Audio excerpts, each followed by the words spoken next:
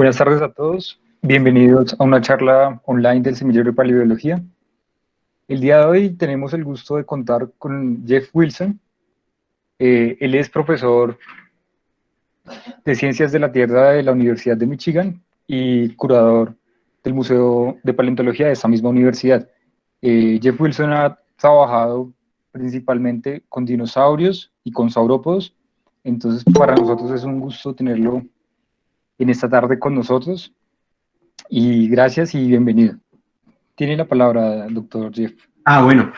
Buenos días a todos. Muchas gracias por la invitación, Cristian. Realmente me siento muy honrado de estar aquí virtualmente para compartir mis investigaciones sobre los animales terrestres más grandes en la historia de la Tierra, los saurópodos.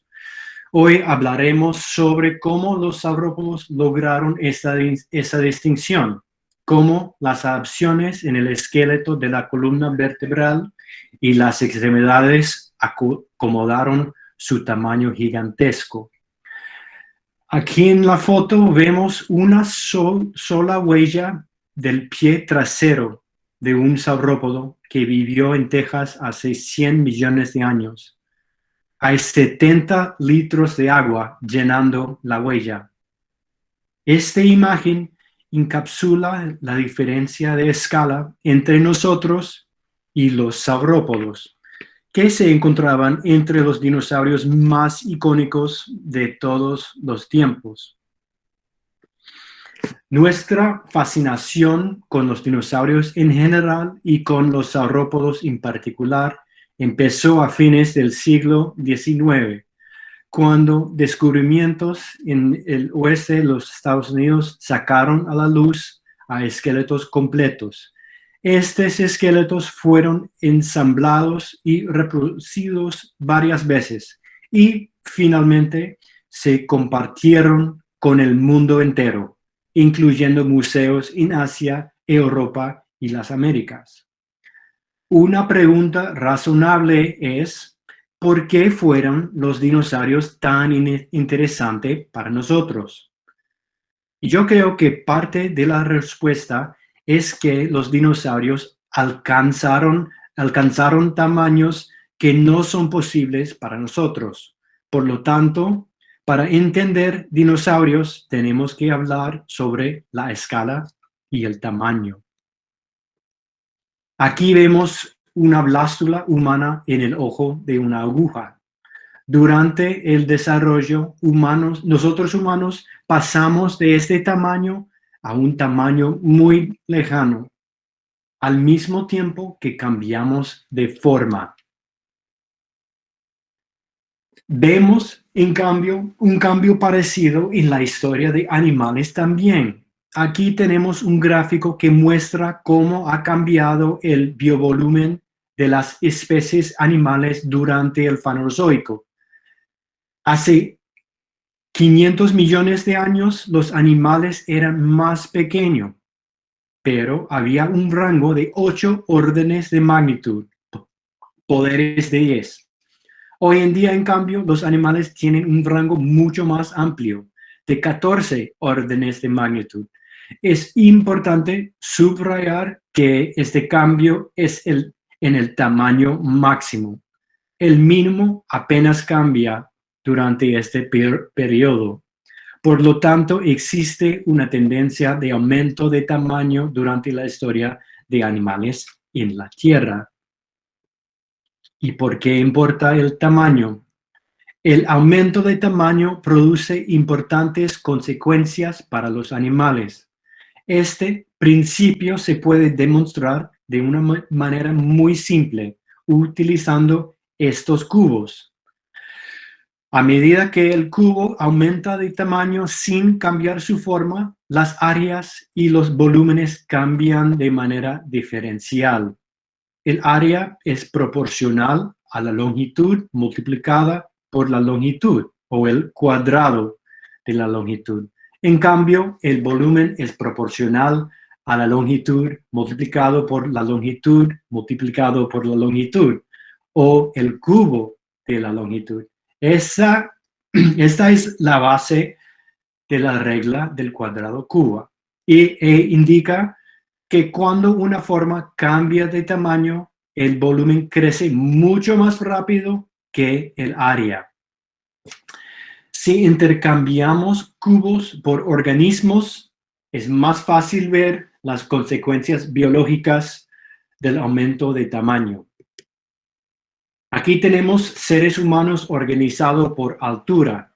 El promedio es 1.77 metros. Vemos dos cosas en esta gráfica. Uno, con el cambio de altura hay un cambio de forma importante. Verifique eso comparando el más grande con el más chiquito. Segundo, y más interesante, el peso aumenta muy rápidamente con altura. Vern Troyer mide entre 1/4 y 1/3 de la altura de Robert Wadlow, pero menos de 1/10 de su peso. Mostrado gráficamente, es claro que el peso es proporcional al cuadrado de la altura. Tengan en cuenta que no es el cubo de la altura, como vimos en el ejemplo simplista con los cubos, porque la forma del cuerpo de estos organismos ha cambiado. El Wadlow tiene mucho más brazo y pierna que Troyer, que tiene mucho más tronco.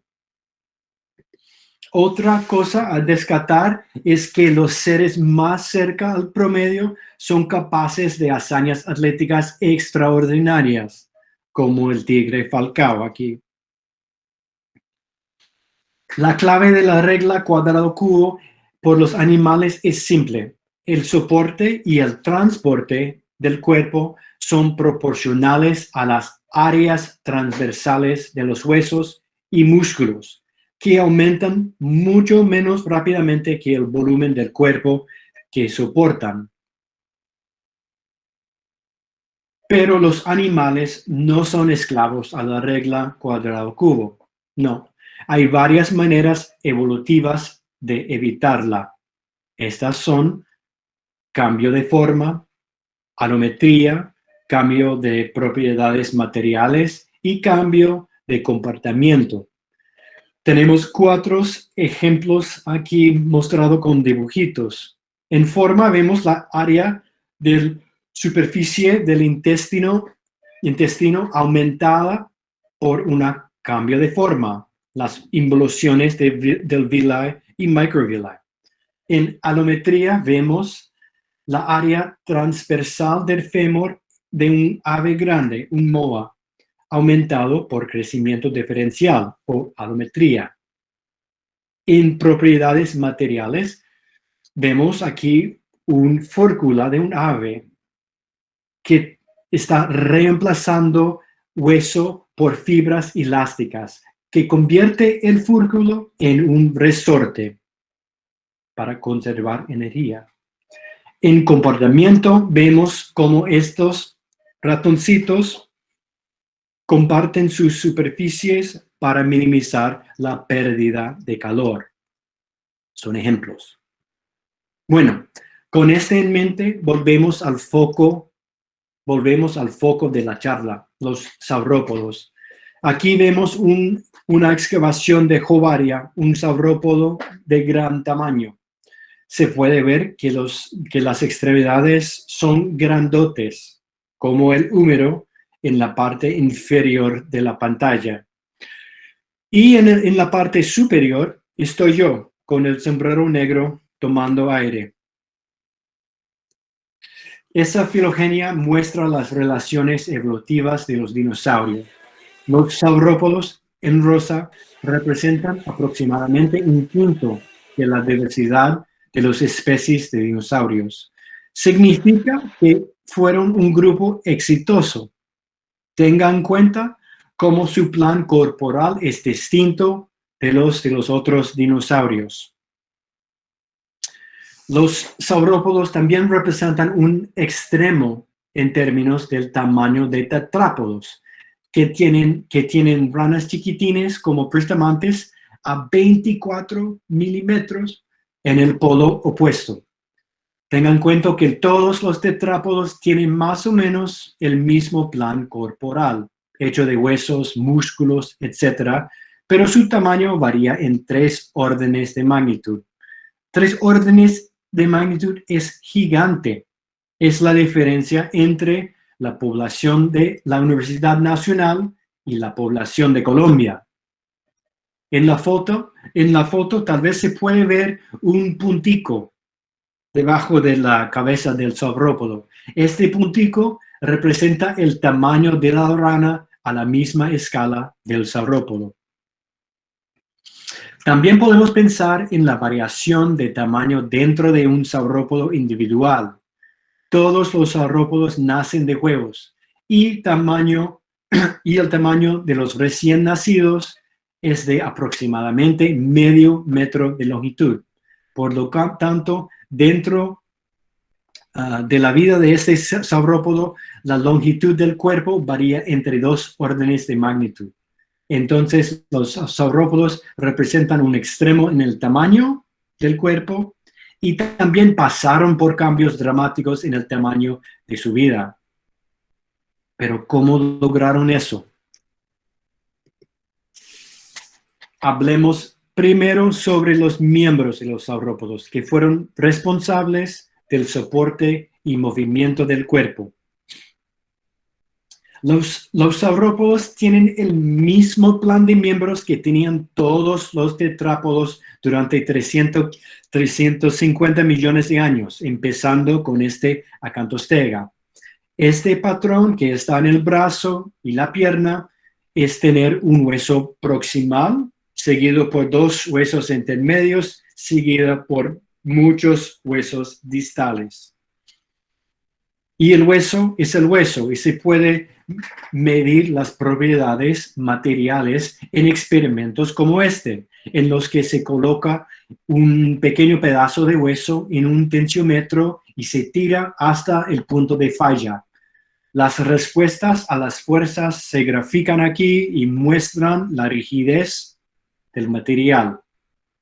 Creemos que las propiedades materiales del hueso no han cambiado en la historia porque son muy similares en los animales existentes hoy en día que hemos medido. En otros animales grandes, una estrategia de apoyar más peso con los miembros es aumentar su grueso, como hemos visto en el MOA anteriormente. Pero este gráfico muestra algo diferente. En los saurópodos, el diámetro del fémur, que puedes ver en el eje Y, varía con su longitud, que puedes ver en el eje X, y no hay mucha diferencia entre la forma del fémur de saurópodos pequeños en grande. De hecho, el fémur más pequeño parece ser más robusto. Esto indica que alometría no era una solución que los saurópodos desarrollaron para evitar la regla cuadrado-cuba. En cambio, otras estrategias fueron claves para ellos. Primera es la postura columnar, que caracteriza a todos los saurópodos conocidos. El miembro entero tiene un eje recto y también cada uno de los huesos del miembro tiene este perfil. En esta animación es el brazo de Jovaria, los mismos huesos que hemos visto en la foto de la excavación.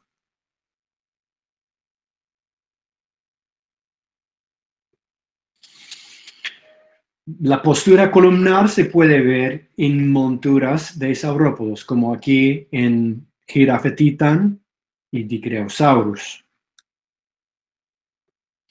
La postura columnar es clave porque agacharse es fácil, pero las sentadillas son difíciles. En los dibujitos a la derecha y izquierda, vemos que la carga se coloca en línea con el hueso y lo pone en compresión. En las imágenes centrales, en cambio, la carga cruza el hueso y puede ponerlo en torsión o flexión. Hola. Y requiere un esfuerzo muscular para resistirlo.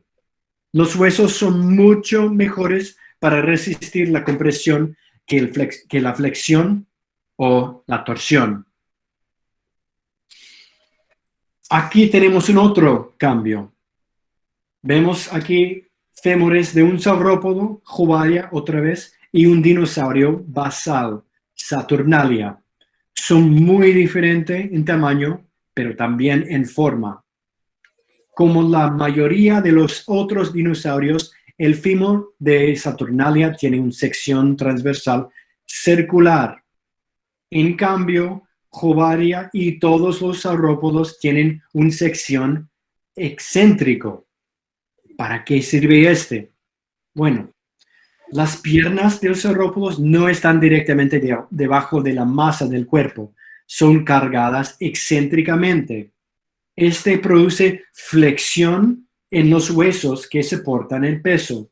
El cambio de la sección transversal puede poner más hueso en posición de resistir la flexión.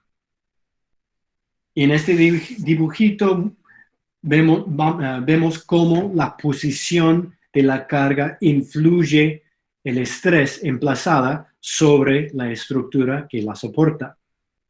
Una carga central produce compresión y una carga excéntrica produce compresión en un lado y tensión en el otro.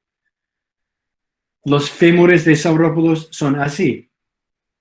Pero podemos pensar en la teoría de viga para comprender mejor esa estrategia evolutiva de saurópodos. La deflexión de esta viga depende de dos cosas: las propiedades de la viga, específicamente rigidez, como medimos en el tensiómetro, y el espesor. Y en propiedades de la carga, específicamente el peso y la posición del peso. Si consideramos la fórmula a la derecha, es importante tener en cuenta que la posición de la carga, L, y el espesor, R, son factores súper importantes, con grandes exponentes. Perdón. Ok. Bueno, cambios en los dos factores son importantes y tienen mucha influencia en la deflexión de la viga. Y si reorientamos el dibujo en una posición más apropiada para los saurópodos, vemos que el cambio de espesor del fémur, como hemos visto, puede tener efectos súper importantes en el soporte corporal. Otro cambio muy importante en los miembros de saurópodos es en las propiedades materiales. Todas las articulaciones de los miembros de saurópodos tienen una textura arrugada, indicando que ellos son tapados por una gruesa cápsula de cartílago. Este cartílago fue útil para disipando el estrés y transferencia de carga a través de las articulaciones. Y algunos saurópodos llevan esta característica al extremo. Esta foto muestra un brazo de un titanosaurio, Anomosaurus, del Cretácico superior del Norteamérica. Hay mucho cartílago tapando los huesos y más, la muñeca no está osificada. Creemos que estaba compuesta completamente de cartílago. Y por último, creemos que los saurópodos tenían un comportamiento que minimizaba el estrés, como los animales grandes hoy en día. Los elefantes, por ejemplo, no corren. Este comportamiento minimiza el peso en los pies. Nota aquí que el chita a veces está poniendo todo su peso en un solo pie. y minimiza la flexión de los miembros. En resumen, las adaptaciones en la forma, las propiedades materiales y el comportamiento en los miembros de saurópodos sirven para soportar el peso extremo. Bueno, por la última parte de la charla hablaremos del cuello de los saurópodos, quizás la característica más emblemática del grupo. La primera pregunta es, ¿cuál fue el mecanismo o mecanismos por los cuales los saurópodos desarrollaron sus cuellos largos? Hay 3 mecanismos distintos para considerar y creemos que los saurópodos utilizaron los 3. Primero es alargamiento por alometría, como hicieron las jirafas, que tienen el mismo número de vértebras en el cuello que nosotros, pero en este caso el alargamiento se logra por un cambio de forma. Segundo, tenemos alargamiento logrado por duplicación de vértebras, como hicieron los serpientes. Como pueden ver, con más vértebras el cuello es más largo. Y el tercero, y más raro, es alargamiento por un cambio del límite entre regiones de la columna, como hizo esta mujer Baudin. Esta imagen explica la diferencia entre la mujer Baudin y otros seres humanos. Los anillos desplazan la clavícula y, como resultado, colocan más vértebras en el cuello. No es un cambio de forma, no de número, sino un alargamiento del cuello por un cambio de regionalización. Obviamente, los saurópodos no utilizaban anillos ni otra cosa. Al contrario, en todos los organismos, los límites entre regiones de la columna vertebral están controlados por genes de Hox y cambios en ellos pueden mover ese límite entre cuello y tronco. Pensamos que los saurópodos utilizaron esas 3 maneras de alargar el cuello en diferentes grados y proporciones. El resultado es que hay una diversidad de cuellos en el grupo. Ninguno de ellos tiene la misma forma y cada uno es especializado por alimentarse en forma distinta. Podemos pensar en los saurópodos como las aspiradoras antiguas. En esos días se colocan la aspiradora, que era muy pesada, en el centro del cuadro y movieron el cuello por todas partes. Pensamos nosotros que los saurópodos hicieron más o menos lo mismo con su cuerpo pesado y su cuello flexible. Teniendo en cuenta que el cuello del saurópodo es un apéndice de alimentación y una viga en voladizo, ¿cómo los saurópodos sostenían esa estructura tan importante? No voy a mostrar los datos, pero no hay cambios alométricos importantes en los cuellos de saurópodos. Pero sí hay cambios importantes a forma y propiedades materiales. Un cambio importantísimo es que las articulaciones entre las vértebras cervicales del cuello tienen una forma de rótula en saurópodos. En las fotos vemos un saurópodo de Brasil, Uberabatitan, y nuestro dinosaurio basal, Saturnalia. Saturnalia tiene un cuello corto y las articulaciones entre cervicales son planas o ligeramente cupado. En cambio, la cervical de Uberabatitan tiene una convexidad profundo anterior y un cupo posterior. Esa forma de articulación aumenta el área de contacto, la área de contacto entre vértebras y las dan una movilidad segura. Un patrón muy interesante en los saurópodos es que la polaridad de las articulaciones entre cervicales no varía. La convexidad es siempre anterior y el cupo es siempre posterior. No tenemos el revés. ¿Por qué? El centro de rotación siempre está en la convexidad, marcado por este punto.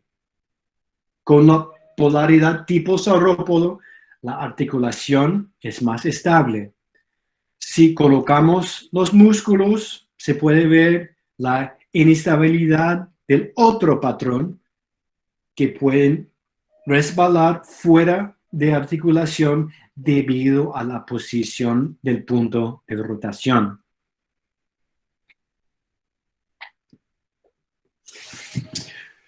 Un cambio súper importante en el esqueleto vertebral de los saurópodos es un cambio de propiedades materiales. Una fracción de hueso es reemplazado por espacios neumáticos, como en las aves.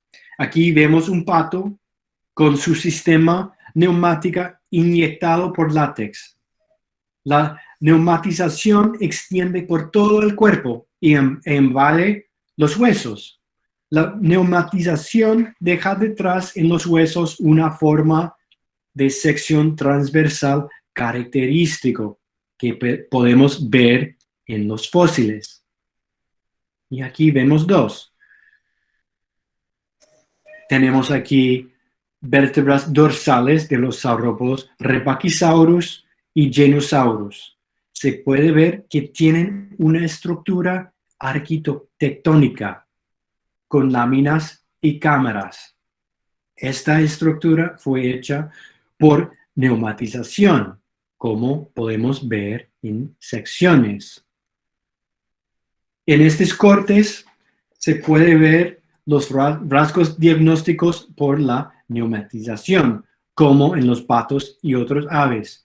Fíjate que hay dos patrones principales, uno del I-beam y otro de un tubo esponjoso. El patrón I-beam es más resistente a la flexión y el patrón esponjoso es más resistente a la torsión. El saurópodo Pariasaurus, el único dinosaurio de Colombia del Cretácico inferior de Villaleva, tiene un patrón intermedio entre los dos. Hay cámaras grandes como en el I-beam y también hay células más pequeñas como en el tubo esponjoso.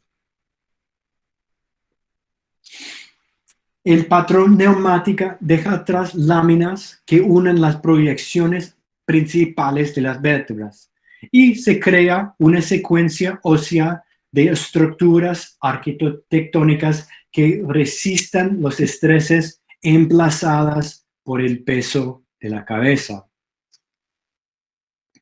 Combinado con músculos y ligamentos, tiene la forma de una puente, con algunos elementos cargados en tensión y otros elementos cargados en compresión.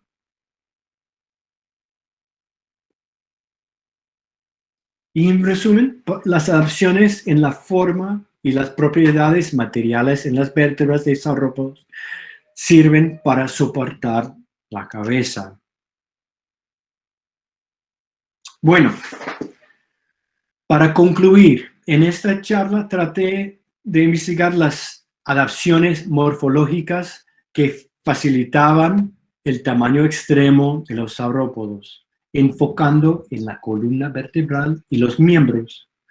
Desafortunadamente no tuvimos tiempo para hablar de las adaptaciones herbívoras del cráneo, pero estos también son interesantes. En la charla hemos visto que los saurópodos eran animales terrestres más grandes en la historia. Ellos superaron los desafíos impuestos por la regla cuadrado-cubo. Soporte corporal y locomoción en saurópodos fueron facilitados por cambios en la forma, propiedades materiales y comportamiento. En el cuello, cambios de forma y propiedades materiales fueron claves para permitir que el cuello actúe como una opción primaria de alimentación del grupo. Bueno, muchas gracias a ustedes y si hay tiempo puedo tomar preguntas.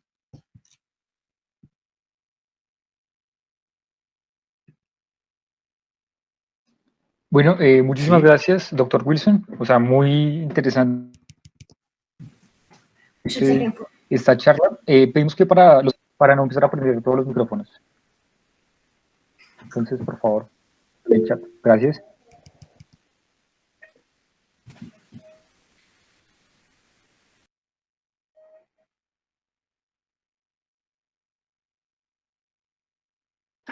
Estoy viendo que hay preguntas aquí en el chat. Bueno, no lo veo. Hay 72. 72. Wow. Pero en la parte final es ya las preguntas. Bueno. Ahí. La diversidad de formas en las vértebras cervicales es usada en la taxonomía de los saurópodos. Bueno, debe ser, pero a veces no tanto. Son importantes, pero el problema es que las vértebras cervicales y dorsales, que están muy numerizados, son muy difíciles de preservar como en forma buena. A veces son muy fragmentarios. Pues a veces se puede medir un carácter en este taxón, pero no la otra.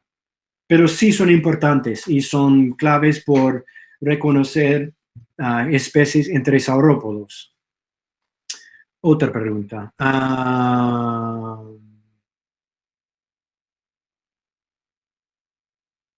¿La numeración solo está registrada en el cuello, no en las vértebras de la cola? Bueno, buena pregunta, Adriana. Sí, se varía entre los saurópodos, pero en todos los saurópodos hay numerización en el cuello y parte del tronco. En otros, este patrón llega al sacro y en otros llega hasta la cola. Y hay 1 o 2 ejemplos en que la numerización entre en la cadera, la cintura pélvica.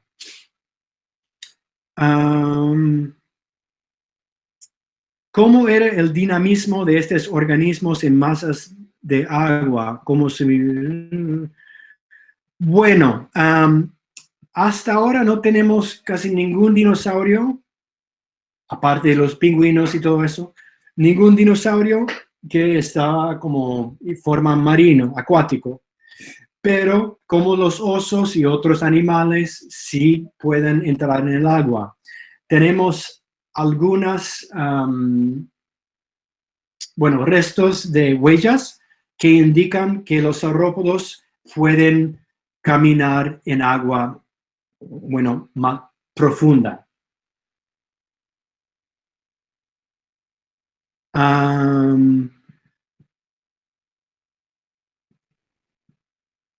Sí, hay una pregunta aquí sobre la posición de la cintura pectoral. Sí, hay saurópodos que tienen un cuello un poco más largo simplemente por cambiar la posición de la cintura pectoral.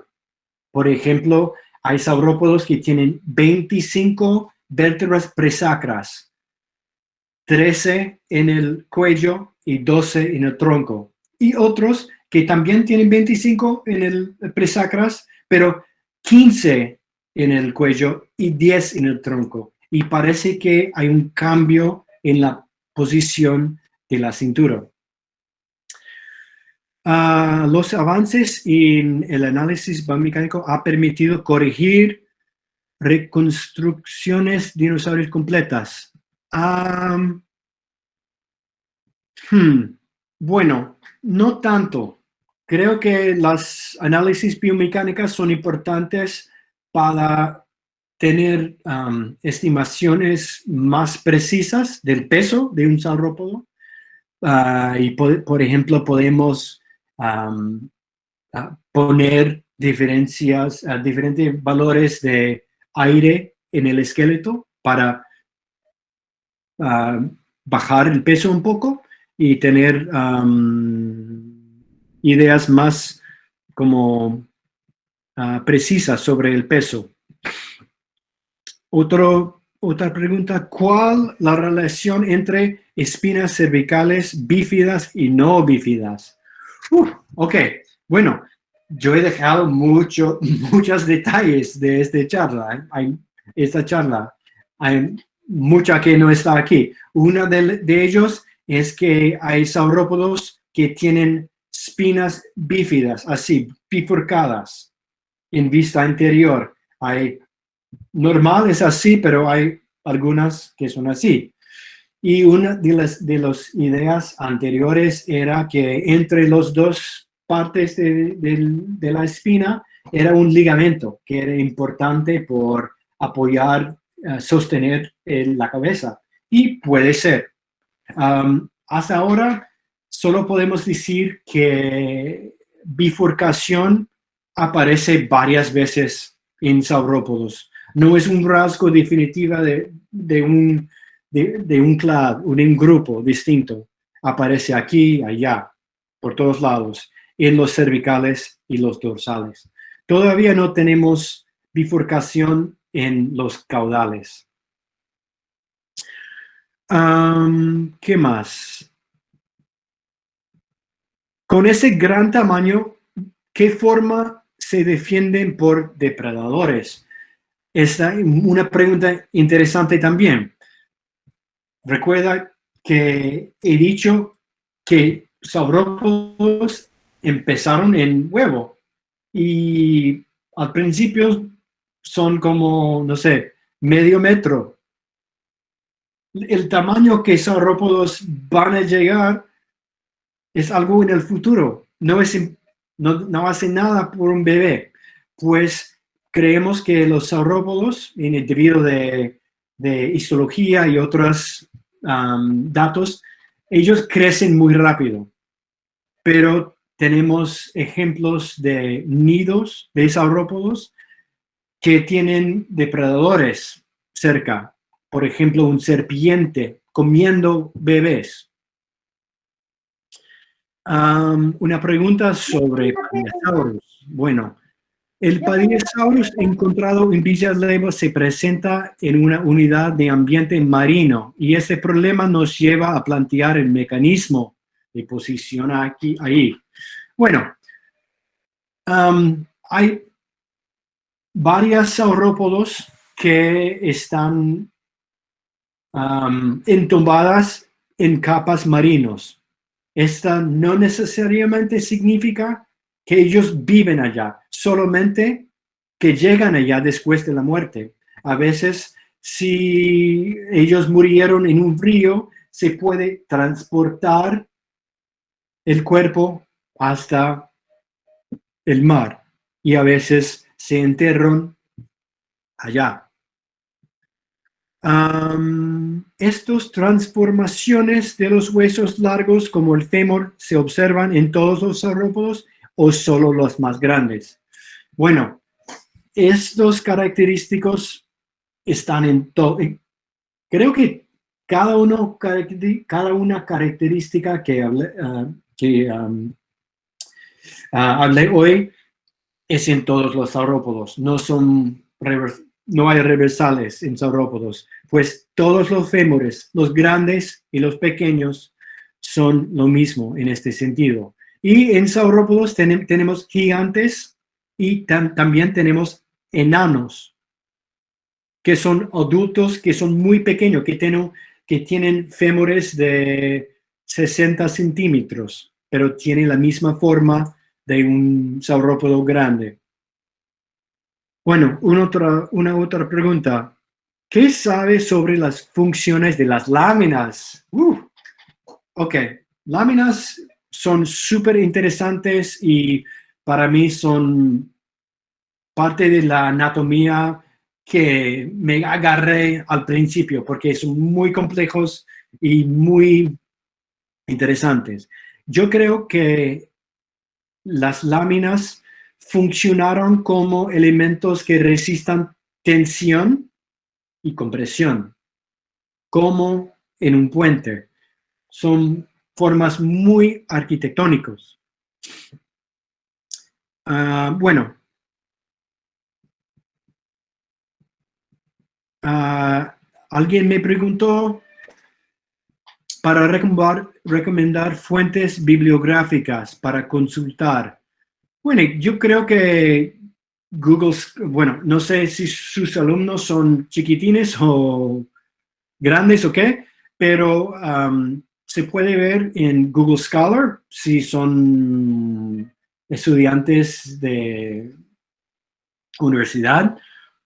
Si son más pequeños, hay menos fuentes bibliográficos, pero hay varios. Si veas libros de Thomas Holtz en inglés, son muy útiles. Bueno, los genes OX fueron los únicos responsables para la diversidad de formas en el cuello. No, creo que los genes HOX son importantes solamente por cambiar el límite entre regiones y nada más.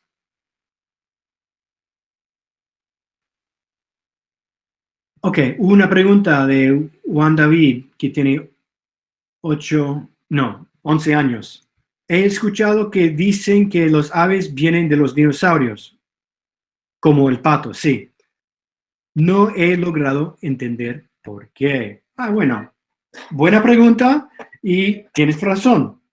Los aves sí vienen de los dinosaurios, pero los saurópodos no son los dinosaurios más cerca a los pájaros, pero sí tienen rasgos en común, como la neumatización.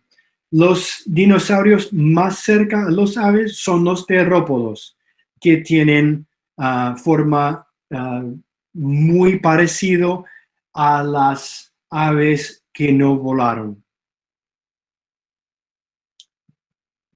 Bueno, ¿qué tan fiables es la relación entre el peso calculado a partir del registro fósil y los ignitas?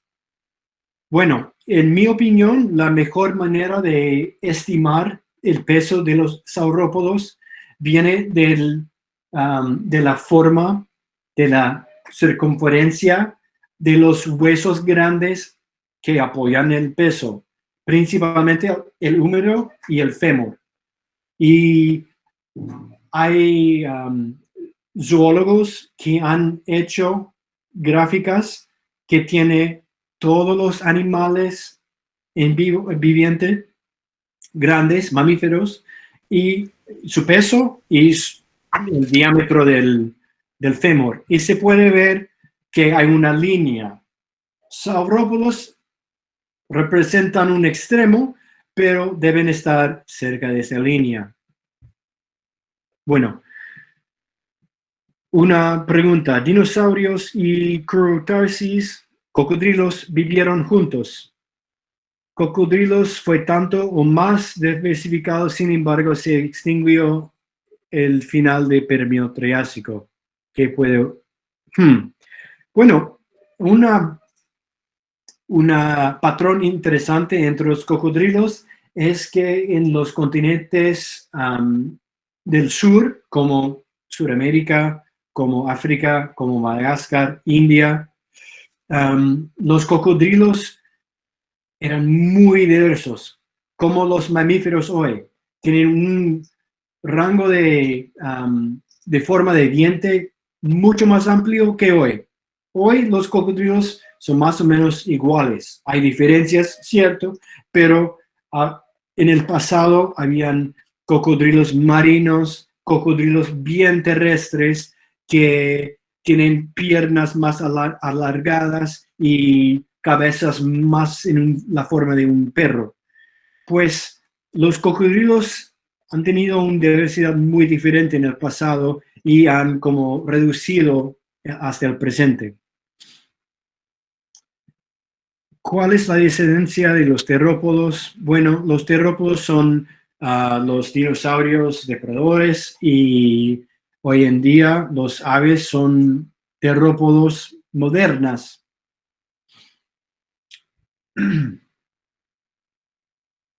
Bueno, creo que esto es todo, pero si hay otros, no sé, por favor, ponerlos en el chat.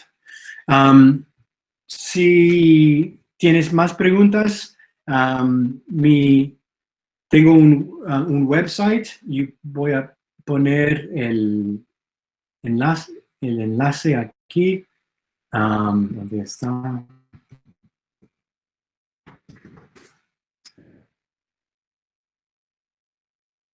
Y también tengo, espera, un enlace aquí.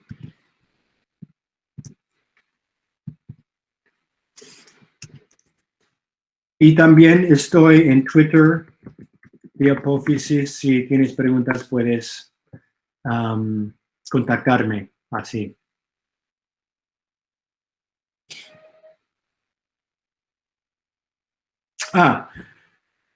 Una pregunta, ¿cuál fue el primer dinosaurio que encontraste y dónde? Bueno, descubrimiento es algo interesante porque a veces es una persona, a veces la otra, normalmente es un equipo. Mi primera experiencia era con Jovaria en 1993 en Níger, mi primera experiencia. Y este brazo que has visto en la excavación, este brazo era uno que hemos visto desde lejos, desde el camión. Estábamos en la ruta mirando por afloramientos y nosotros 3 o 4 en el camión vimos algo y yo y otros vimos, mira, hay algo. Y tratábamos de escapar del camión al mismo tiempo. Y la primera persona allí creo que era Paul Sereno. Y bueno, no sé quién tiene el honor de haber descubierto esto, pero todos nosotros. Mi primer experiencia era con Jovaria.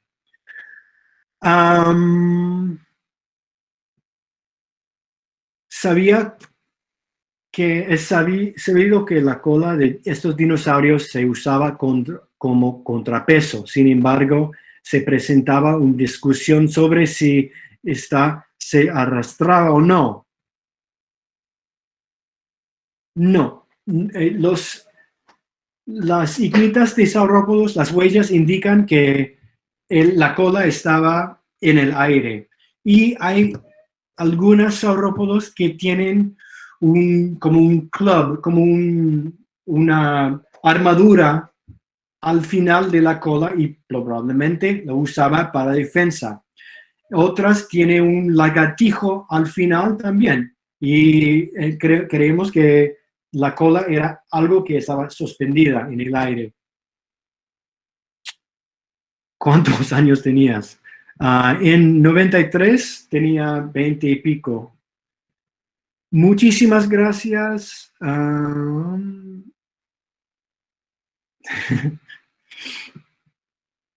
Uf.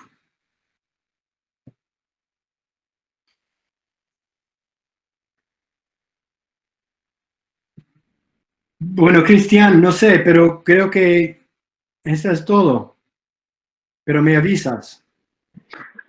Sí, yo creo que así estaría bien, Jeff. Muchísimas gracias en serio por haber aceptado la invitación. Sí. Yo creo que ya podemos cortar la presentación, sí. En serio, muchas gracias, te agradecemos mucho. Pero si quieren, pues vamos a montar la presentación en el canal de YouTube para que los que no alcanzaron a verla o si la quieren volver a ver, pues ahí va a quedar. De nuevo, en serio, muchas gracias, Jeff, por haber aceptado la invitación, por habernos brindado de tu tiempo. Bueno, hasta pronto, gracias. Un placer.